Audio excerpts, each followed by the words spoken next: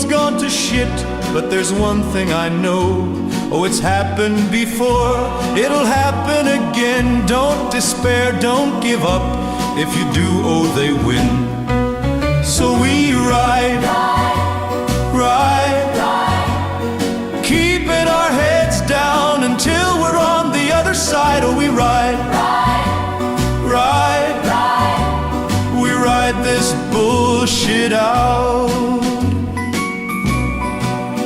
The game is rigged, the road is hard, but saddle up and play your cards and ride,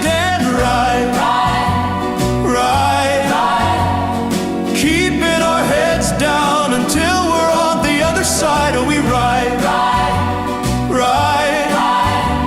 we ride this bullshit out. Everything's gone to hell, just can't trust anyone. All around us is nonsense.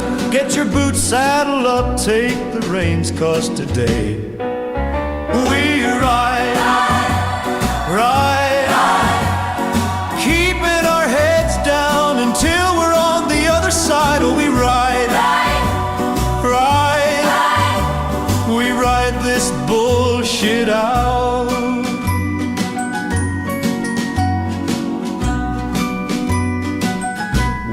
We ride it out. Ooh, ride. We'll always ride this bullshit out.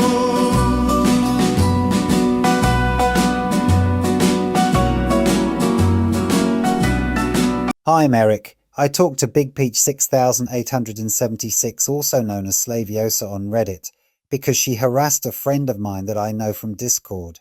What a piece of work. This person is full of strange contradictions.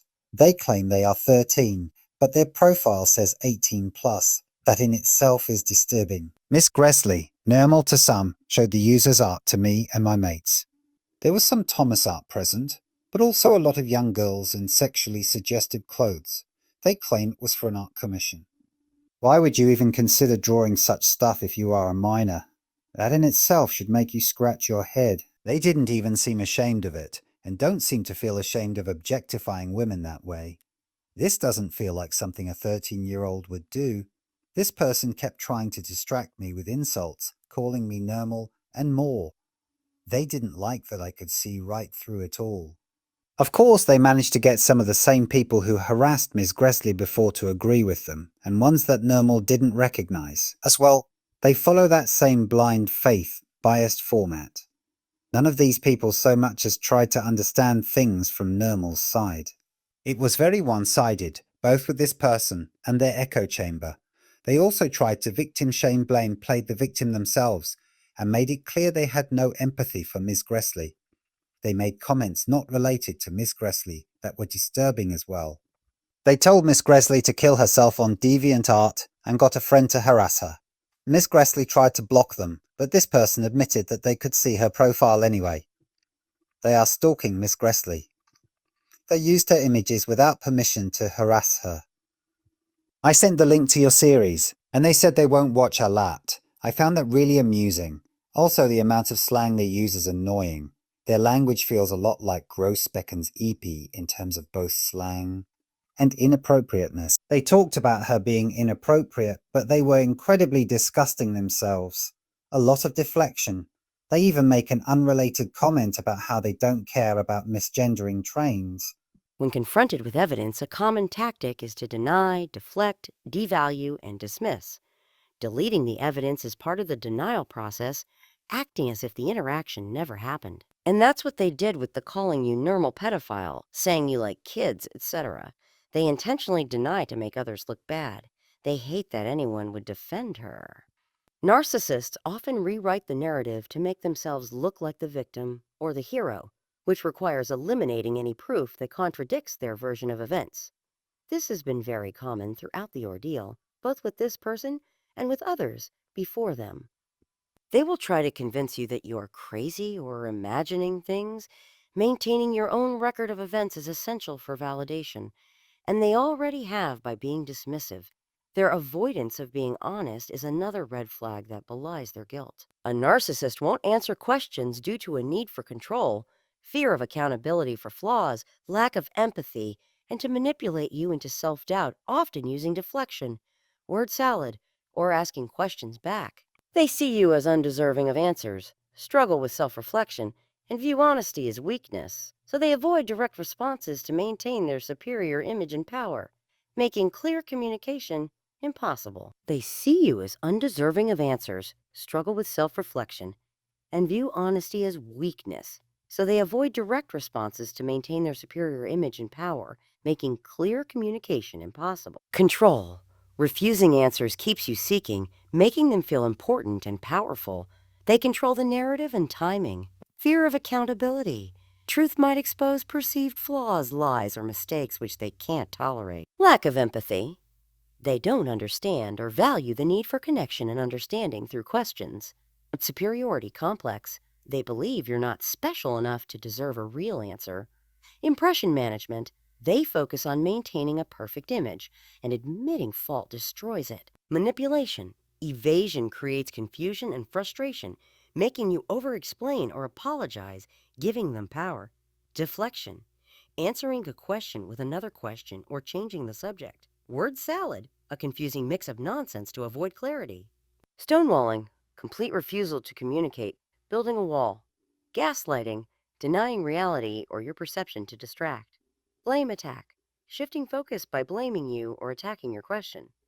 The people they roped into agreeing with them are enablers who are happy to participate. Laugh at them because they are idiots who willingly participate in hurting others and don't deserve empathy. They get enough from within the echo chamber. You're right. Everything you mentioned happened in our conversation on Reddit. What a bampot. Yeah, that doesn't matter. They don't need actual proof. As long as they can carry off the false narrative, they're happy. Logic and truth don't apply here in the least. They even faked a message saying she called someone a slur. Again, when I brought that up to them, they tried to ignore it and went back to insulting her. They also admitted they could still see Ms. Gresly's blog, despite the fact that she blocked them. Ms. Gresly talks all the time of how she doesn't want relationships, and no one has ever actually seen her try to do anything sexual to others.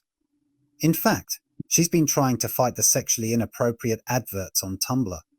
She's actually trying to look out for people.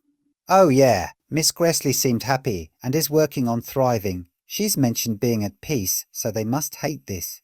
You can bet this person will continue to go after people Ms. Gresly knows for that purpose.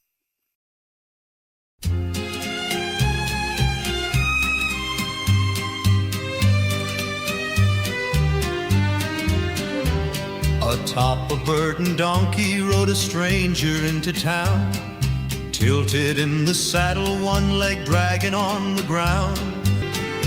He had crooked eyes, a crooked nose, could look both ways as he crossed the road. The rope that held his pants up was barely even tied. He slid off his steed and took a big swig from a flask. Then he said out loud, although nobody had asked, I'm just a dumb fuck from bumblefuck nowhere.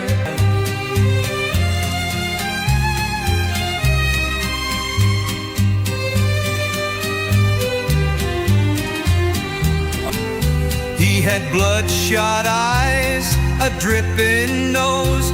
Then through all the chaos we all started hearing clops. He was the dumb fuck from bumblefuck nowhere. Look, my friends, are you sure you wanna go there?